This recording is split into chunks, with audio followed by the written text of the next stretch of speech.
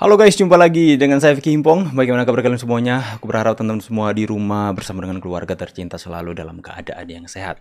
Di video kali ini kita akan kembali lagi membahas cuplikan-cuplikan video yang sudah dirangkum untuk memberikan kalian semua tambahan informasi, edukasi, dan tanpa perlu banyak basa-basi lagi. Kita akan segera untuk bahas videonya satu persatu teman-teman.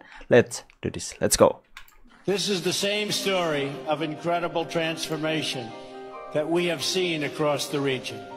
Indonesians for decades. Tunggu, ini konteksnya Indonesia dipuji Trump, dicela warga sendiri. Tapi nggak semua warga ya teman-teman ya.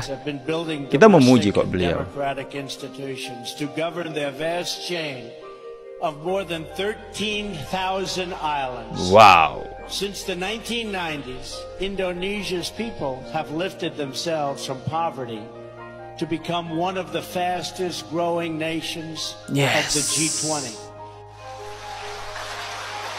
Tunggu dulu, lebih baik kalau kalian malas baca, aku akan baca terjemahannya untuk kalian semua. Ini cerita yang sama, perubahan yang luar biasa yang telah kita lihat di seluruh wilayah dunia ini. Indonesia selama beberapa dekade telah membangun negeri dan institusi demokrasi untuk memerintah wilayah yang luas. Wilayah dengan lebih dari 13.000 pulau. Sejak tahun 1990, orang Indonesia telah mengangkat diri mereka dari kemiskinan menjadi salah satu negara yang paling cepat perkembangannya di antara negara-negara G20. Mendapatkan aplaus dari audiens. Luar biasa. Sekelas Donald Trump. Dan itu sangat mengesankan katanya. And that is very impressive. Wow. Itulah Joko Widodo ya, presiden kebanggaan kita. Hanya Amin Rais dan gerombolannya yang tidak senang dengan hal itu.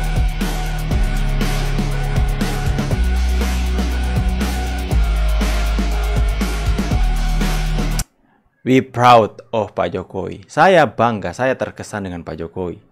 Pembangunan jalan di Papua menjadi proyek yang paling banyak menyerap anggaran. Jokowi membangun jalan Trans Papua dengan total panjang 3.400. Kalian tag video ini ke Ari Keriting Abdur Sarit Akapun Sahabat, saya nggak terlalu kenal Abdur farmnya itu teman-teman ya.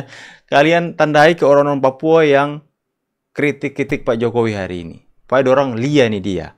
62 km dan jalan lintas perbatasan sepanjang 1098 km. Oh mama. Jalan itu menjadi penghubung antar daerah di Papua dan Papua Barat, sehingga berhasil memangkas kesenjangan harga yang dulunya sangat tinggi di tanah Papua. Yes. Kenapa dibangun Trans Papua? 3 tahun yang lalu saya ke Wamena. Saya tanya kepada masyarakat, berapa harga bensin di Wamena? Harga bensin di sini Pak 60.000. Kadang-kadang kalau pas cuaca nggak baik bisa jadi 100.000. Saat itu juga saya perintahkan kepada menteri, saya mau bensin di sini harganya sama dengan di Jawa. Harus kita syukuri bahwa sekarang harga bensin di Wamena dan sekitar Pegunungan Tengah sama seperti yang kita nikmati di Jawa. Itulah yang namanya keadilan sosial bagi seluruh rakyat Indonesia. Itu. Selain membangun jalan, Jokowi juga membangun 6 pelabuhan dan 10 bandara, sehingga memudahkan arus keluar masuk orang dan logistik, serta hasil bumi dari Papua ke daerah lain di Indonesia. Luar biasa. Pembangunan yang dilakukan Jokowi di Papua juga menyentuh hingga ke pelosok-pelosok dan daerah-daerah pegunungan.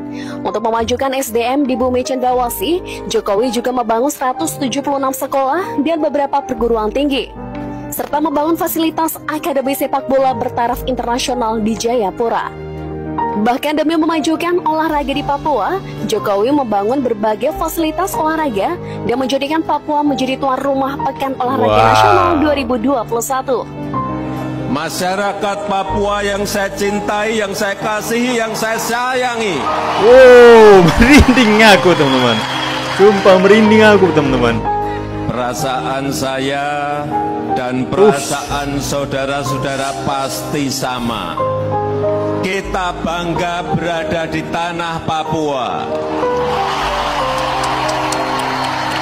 Dan kita bangga membuka PON ke-20, PON yang pertama kali diselenggarakan di tanah Papua. Baru pertama kali, hanya di era Jokowi. Demi mempercepat pertumbuhan ekonomi di Papua, Jokowi juga membangun Papua Youth Creative Hub yang membawa berbagai bidang ekonomi seperti pertanian, peternakan, perikanan, UMKM, hingga pusat teknologi yang bisa melahirkan talent-talent baru dan pengusaha muda di Papua. Tak hanya itu, Jokowi juga membangun pos lintas batas negara menjadi lebih megah. Jokowi juga membangun jembatan serta membuka lahan pertanian baru di Papua.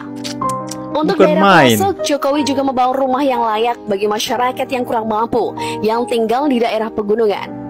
Dan kami berterima kasih dan kami bersyukur kepada Tuhan. Tuhan luar biasa bagi kami. Tuhan titipkan kita di bangsa ini. Kita diperhatikan. Harapan kita kelanjutan. Dari semua yang telah diberikan oleh Jokowi untuk Papua, bahkan wajar jika Presiden Jokowi sangat dicintai oleh rakyat Papua. Jokowi menjadi presiden pertama Indonesia yang menginjakkan kakinya di Papua lebih dari 20 kali. Jokowi sudah mengunjungi hampir semua daerah yang ada di tanah Papua, mulai dari kota hingga pelosok dan daerah-daerah pegunungan. Itulah yang membuat Jokowi sangat berarti bagi rakyat Papua. Yang Sebegitu paling berkesan dekatnya, bagi rakyat teman-teman. Papua adalah Jokowi bukan berasal dari tanah Papua, namun cinta dan perhatiannya pada Papua melebihi tanah kelahirannya sendiri. Bahkan Jokowi tak takut kehilangan nyawanya ketika berkunjung ke daerah paling rawan di Papua. Saat saya di Papua, saya pengen sekali ke kabupaten yang namanya Saya Duga. bersyukur lihat video ini, teman-teman. Karena ada informasi yang datang ke saya, Pak, Bapak datang ke Duga, Bapak nanti akan kaget. Lalu kenapa kaget? Ya Bapak pergi saja. Terus saya minta, saya perintah saat itu, saya mau ke Duga. Saya mau ke Kabupaten Duga. Oleh Kapolri, oleh Panglima, saat itu saya tidak diperbolehkan, Bapak jangan ke sana. Karena itu daerah berbahaya. Daerah rawan, daerah yang paling rawan. Saya sampaikan saat itu, saya ingat betul. Saya nggak mau tahu, saya perintah pada Panglima dan Kapolri, saya nggak mau tahu. Pokoknya 2 hari lagi saya akan ke Duga. Urusan keamanan itu urusanmu. Saya berkali-kali nonton video ini, tapi saya merinding terus. Semakin saya tahu, semakin saya ingin memberikan perhatian yang berbeda kepada Papua. Bagi rakyat Papua, nama Jokowi akan selalu dikenang sepanjang masa. Mereka akan selalu bangga menceritakan pada anak cucu kalau Tuhan pernah mengirimkan seorang penyelamat bernama Joko Widodo untuk tanah Papua. Dong, ini cerita dari tadi tentang Pak Jokowi luar biasa, guys. Cerita Pak Jokowi tidak akan pernah habis-habis. Cerita Pak Jokowi tidak akan pernah habis-habis, guys. Dari bibir mulut lidah orang Papua, bahkan hati di dalam lubuk hati yang paling dalam, tidak akan pernah habis untuk mengingat, mengenang kebaikan perbuatan yang dilakukan oleh Bapak Jokowi untuk Papua sampai ke pelosok. Merinding, guys, dengarnya, guys. Biar Bapak Jokowi sembunyi rupa dimanapun kami tetap tahu dan kami mengingat kebaikan Bapak Jokowi seumur hidup kami saja.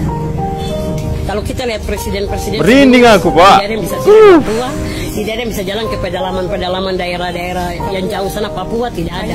Hanya Jokowi, berarti Jokowi itu anak Papua. Sesuai lagu-lagu yang kemarin diciptakan di ACC sana. Jokowi itu anak Sorpus, anak Sorong.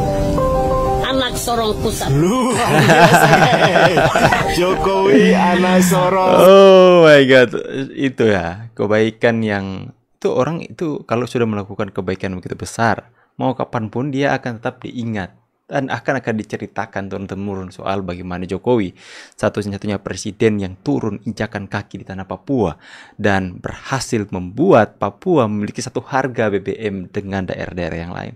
Ini luar biasa. Teman-teman, tag video ini ke Ari Kriting dan kawan-kawannya yang kemarin demo hina-hina Pak Jokowi. Mereka, tolonglah, ini bukti nyata dari apa yang sudah Pak Jokowi lakukan untuk Papua. Ini luar biasa, saya benar merinding. Tak, teman-teman. Ya, itulah seorang Jokowi. Ya, mungkin hanya di era Pak Jokowi ada masyarakat Papua yang berkata seperti Bapak tadi, saya bersyukur kepada Tuhan karena Tuhan sudah menitipkan saya di bangsa ini. Sudah ada melahirkan mereka di tanah Papua yang adalah bagian dari NKRI. Mungkin ketika hal ini berbeda ketika BBM masih mahal, mungkin mereka akan sesali mereka lahir di Papua. Karena kenapa kami berbeda dengan daerah lain? Daerah lain itu BBM-nya sangat murah, tapi kenapa kami sini puluhan tahun kami diam?